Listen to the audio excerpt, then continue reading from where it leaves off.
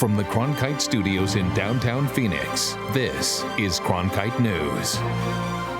President Trump holding a Keep America Great rally in Phoenix tomorrow. Everything you need to know about his visit to the Valley.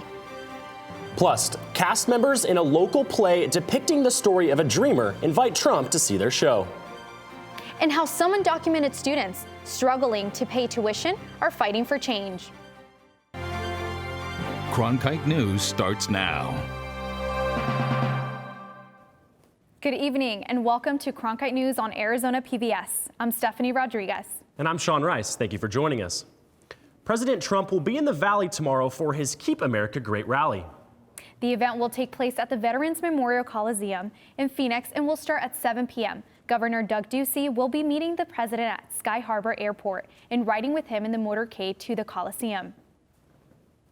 Only those with tickets will be admitted into the venue. Tickets are free, but you must register them on President Trump's campaign website using a mobile number. There is a limit of 2 tickets per phone number. And if you're planning on attending the rally, there will be strict security measures. No weapons, signs, or alcohol will be allowed on the property. The Arizona Department of Public Safety says free speech areas will be set up away from the fairgrounds on 19th Avenue and Monte Vista Road, and on 19th Avenue and Encanto Boulevard. Taking a look at your parking for the rally. Event parking will open to the public at 6 a.m. and attendees can enter the Coliseum starting at 3 p.m. Parking will be available within the lots of the Arizona State Fairgrounds, as well as the parking lot west of 19th Avenue, south of Encanto Boulevard. There are only 2 entrances for people attending the rally, one at 19th Avenue and Monte Vista, and the other at Encanto Boulevard, east of 19th Avenue. DPS is asking attendees to plan for long lines and heavy pedestrian traffic. For continuing coverage on the President's Valley visit, follow us on Facebook and Twitter, and find us online at cronkitenews.azpbs.org. The president is being invited to a performance of Americano, the musical. It tells the story of Antonio Valdovinos, the son of undocumented immigrants, and his life after learning the truth about his immigration status. Cronkite News reporter Delaney White spoke with Valdovinos about the musical and the invitation. Delaney? He says he hasn't heard from the White House, but his goal was to humanize the immigrant community by inviting Donald Trump to see the show. Recognize, a couple years later that I was also in that pot of we don't want you here feeling, and I couldn't believe it. I didn't want to believe it, and I refused to believe it because I remember pledging to the flag every single morning, and I really felt it.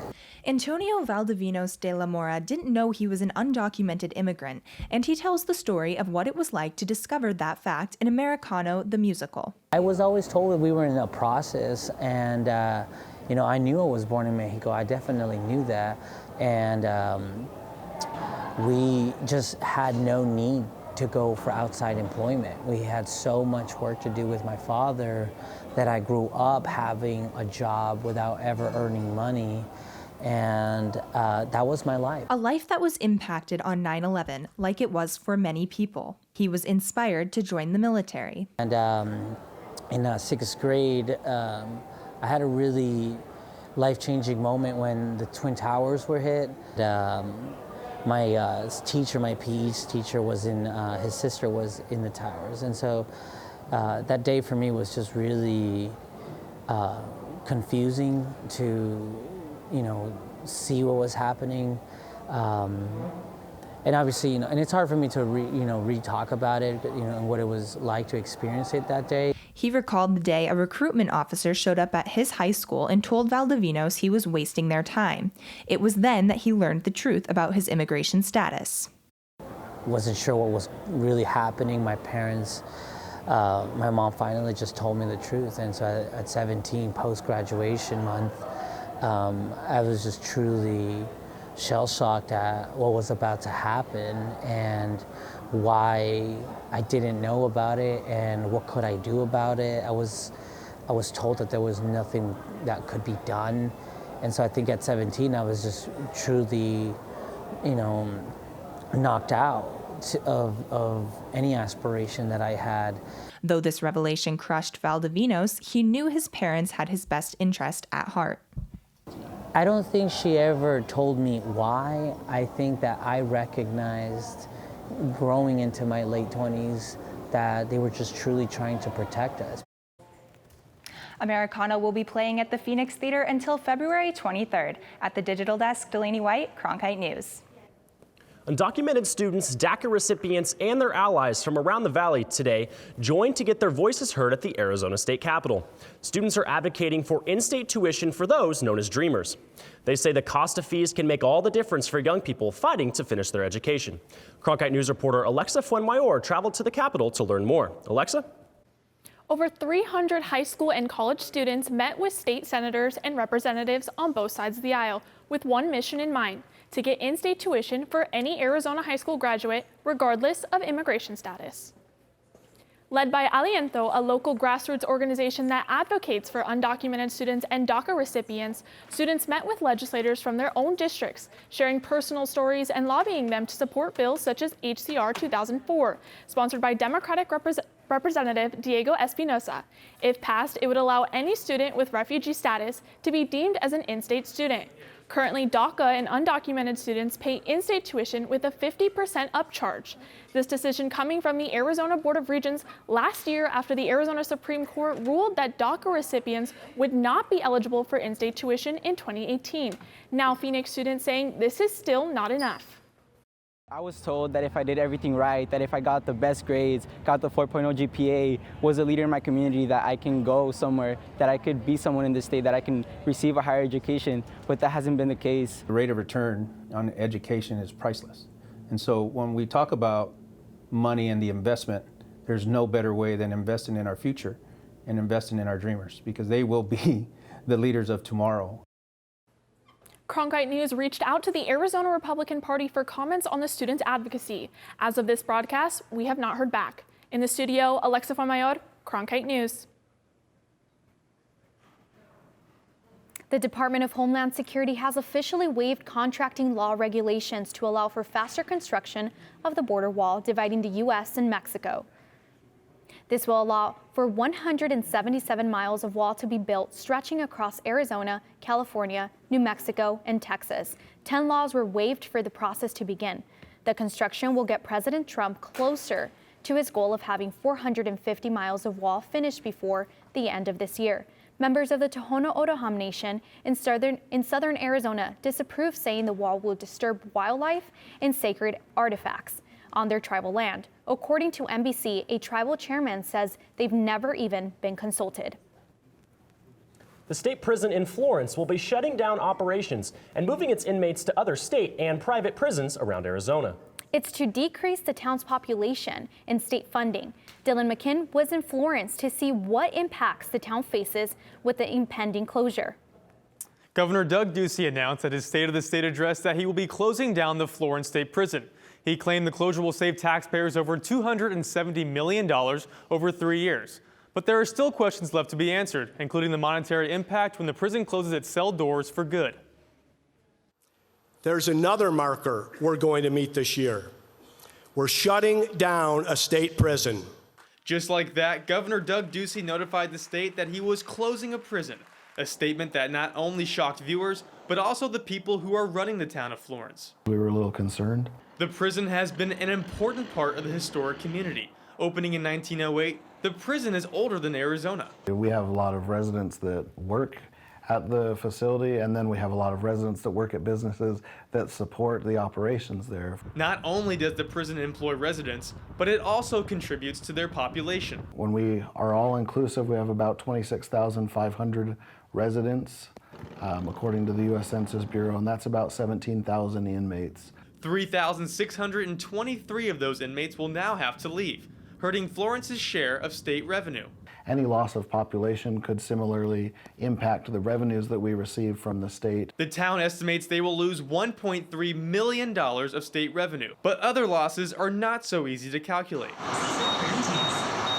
We have people coming in to visit their friends or family members that may be incarcerated. They'll stop by and have lunch or have dinner at our local restaurants, or they'll stop and get gas at the local gas station. And they also shop.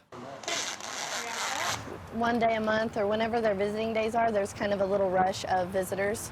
Pecos BB's leather shop has been open for a year. We've had a lot of new stores open on Main Street in the last 2 years, probably, and it's just getting bigger. And she's not too worried about the loss of inmates. I don't think it'll really affect us that much concerning that. I don't think it'll be a big impact on us. But something the town leaders are concerned about involves their water treatment facility. The Florence State Prison Complex sends their waste stream to our wastewater treatment center. The town receives $750,000 to treat and recharge that water back into the ground. Revenue that will likely be gone when the prison closes. That operation still has to continue operating, and because of that, it's possible that our rates would have to increase in a commensurate form to offset the loss. There is no timetable for when the prison will close its doors, but town officials are making sure when it does, the impact will not be as severe. Anything we can do to participate with the state and make sure that those impacts are minimized, we're going to try to do. The state is now looking for room in other state-run and private prisons to put the displaced inmates. As for the guards that worked at Florence Prison, they will all be able to keep their jobs and transfer over to the Iman facility located down the road from Florence. In the newsroom, Dylan McKim, Cronkite News. After the break, nuclear water woes. We take a look inside one of Arizona's largest nuclear plants and how it's taking steps to reduce its water usage. And the coronavirus could affect more than just your health. See how the outbreak is spreading and impacting iPhones next.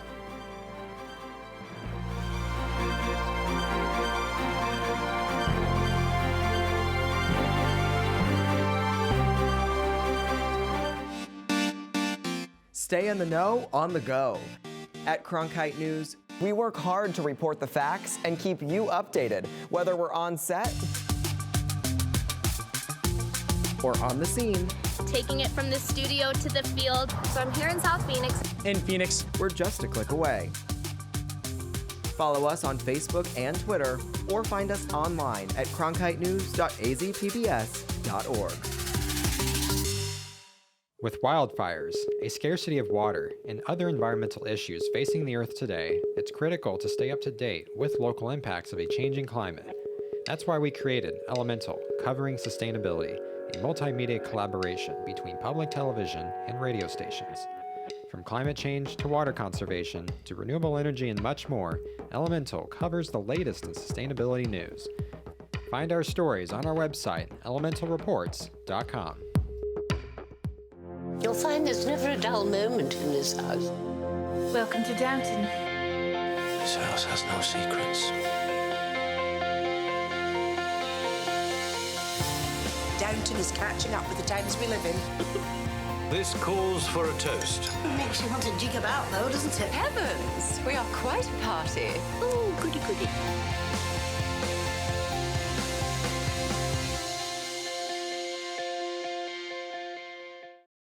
By the year 2050, there will be more plastic in the ocean than fish. Before Professor Halden, I had an insane amount of passion, but I almost felt helpless because I didn't know how to use it. Professor Halden gave me a chance to make a difference. Being at a place like ASU allows you to take these big leaps. Ultimately, the biggest problems in the world cannot be solved alone.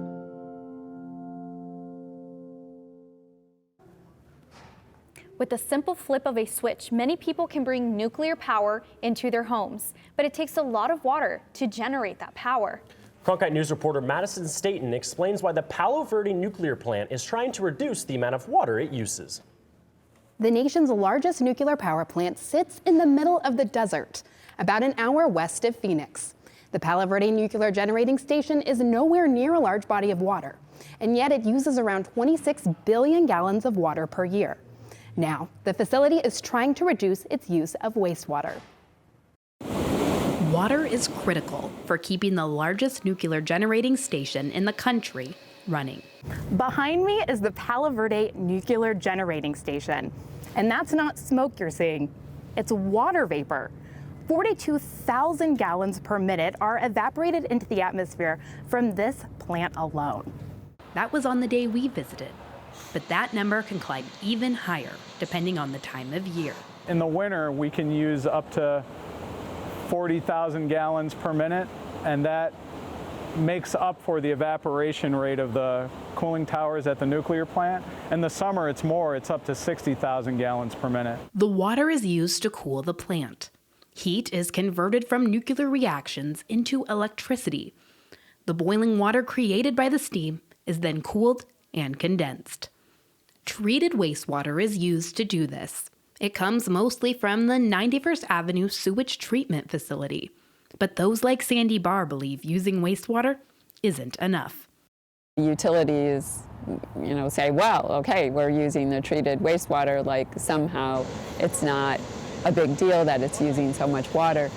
But treated wastewater can be used for all kinds of other things, and including habitat restoration. So it is water that is not available for other uses. The growing competition over wastewater is one reason why Palo Verde is exploring other water options. They have partnered with Sandia Labs, a national nuclear research and development laboratory in New Mexico, and have found even dirtier water to use. The other water sources that we've been looking at are poor quality groundwater sources that come from the Buckeye waterlogged area. Groundwater is high in salt and high in minerals. However, we are able to use some of that water instead of effluent because of the tertiary treatment system that we have here at Palo Verde. The plant is also looking at developing more advanced cooling technology. The current target is to reduce wastewater by 20%. Right now we use about 75,000 acre feet of water every year. That equates to about 26 billion gallons of water. If we can save 20% of that, that's a huge savings, not only in water, but a huge savings in terms of cost. Palo Verde plans to start using this dirtier water within the year. We plan on this year being able to start pumping water. We have funding and sightings for the wells. We just need approval from the state, and we're working with the state and the farmers in the area to work through issues and get that in place. Palo Verde will continue its partnership with Sandia Labs as they work to develop their other technologies to increase conservation efforts. In the newsroom, Madison Staten, Cronkite News. Apple has issued a warning that there may be a shortage of iPhones due to the coronavirus outbreak in China. The company says the virus is affecting its production more than expected. Because most iPhones are manufactured in China, the amount it can make and sell is being affected. Apple temporarily closed all of its stores in China and told investors this will temporarily affect revenue worldwide. New details tonight on the battle over adding rideshare fees at Phoenix Sky Harbor Airport. The State House panel voted along party lines to pass the proposal to bar fees on ride-hailing companies like Uber and Lyft. The 4-member Republican majority voted for the proposal, saying it stops Phoenix from violating a voter-approved ban on new tax or fees on services. Committee Democrats sided with other companies that pay to use Sky Harbor, saying barring new fees on Uber and Lyft rides will shift airport costs to them. And we should hit our first 80-degree day of the year this week. I'll tell you when, and if you should box up your winter gear when Cronkite News returns.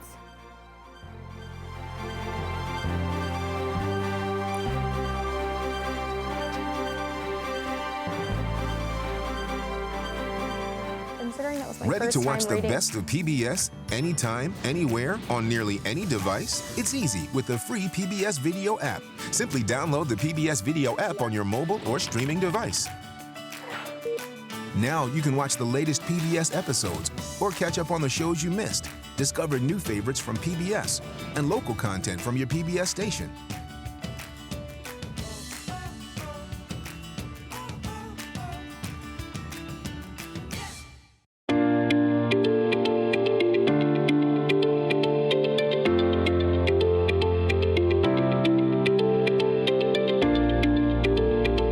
The weather around Phoenix is just beautiful today. Let's take a look at the weather around the valley. Thank you for joining us for the special edition of Cronkite News. Here are the top stories that we're tracking today at noon. Some of the best players for their program. Hey, I'm Rick Steves. You know, I don't go anywhere without my passport. And now, thanks to PBS Passport, you can travel with me and watch all 10 seasons of Rick Steves Europe and all my travel specials. This exclusive streaming service is just for our members. Not only can you see all my shows, but you can see thousands of hours of your favorite public television shows. Become a member today and get your passport. Residents of Yavapai County are still looking for answers after hundreds reported hearing a loud boom south of Prescott. Officials say the culprit could be a falling meteor exploding in the atmosphere. Robert Ward was able to capture this image in the moments after the boom. More than 64 people reported seeing a fireball to the American Meteor Society. Now enthusiasts and scientists are hunting for fragments of it. And now, I don't know about you all, but I haven't had to wear a sweater these past couple of days. Are we going to keep looking at wonderful weather? You know, maybe when the sun goes down, you might need a sweater, but we've got beautiful weather today, and that's going to stick with us. Taking a look outside right now, we're looking at 73 degrees in Phoenix with partly cloudy skies. That beautiful weather is going to stick with us throughout the night. We've got sunset right around 6:15 p.m., and we're going to trail off into those 60s right around 8 o'clock this evening.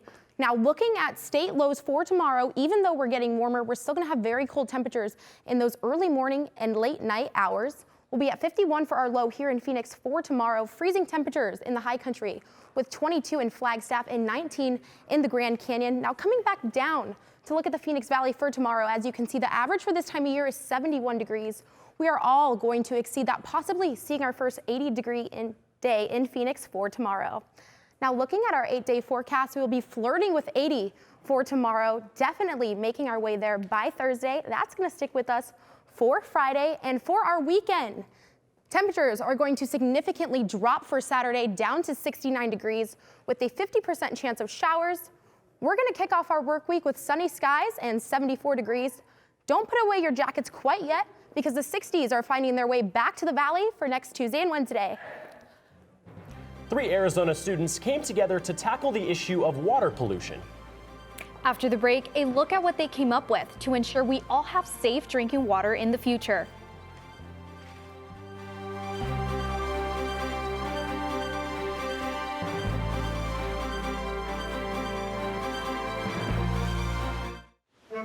Every day I wake up, my first thought is, how can I serve this community? The biggest hurdle was not taking PTSD personally. Would you welcome, please, the amazing. Everybody that watches this, they say that I am the greatest that they've ever seen.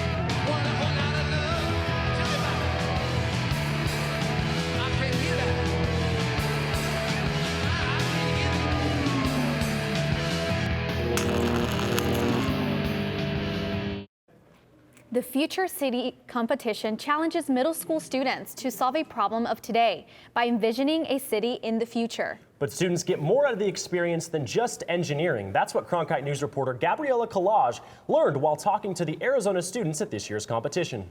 She has that story from our Washington bureau. It was made for less than $100 using recycled materials and stuff found around the house. But to the Maricopa Wells middle school students who spent months creating it, this is the Salt Lake City of the future. Out of entirely single-use plastics because it's one of the worst pollution problems in the United States. Water pollution was the challenge for the 40 teams that squared off here in the 28th annual Future City competition. They had to design a future city that dealt with the challenge of a safe drinking water supply. Phyllis Andruski, one of Allison's teammates, said it took more than just designing a city. We used plastics to construct the model. And then after that, we had to work on making our presentation. We had to make visuals for it. We had to design it in a way, we had to make a presentation in a way where we could incorporate the model in our visuals and to interact with the audience at the same time.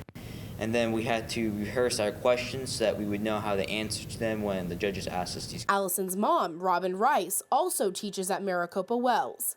She said the process for the competition is as valuable as the product. Confidence Two is being able to take your ideas and communicate them to other people. And three is teamwork, just being able to work on a team for months on end without falling apart. I mean, that's a huge life skill. 14-year-old Allison said she was inspired to enter the competition by her mom and brother. Mom's the teacher, and my brother is older, and he did this before, and he made it to nationals his 8th grade year. So last year he was my mentor because I decided I wanted to do it too. This year was a return to the Nationals for the Maricopa Wells team, which beat out more than 200 teams from Arizona to get here. For Marley Pelosi, the Future City competition can help the future by getting us to think about what we're doing today.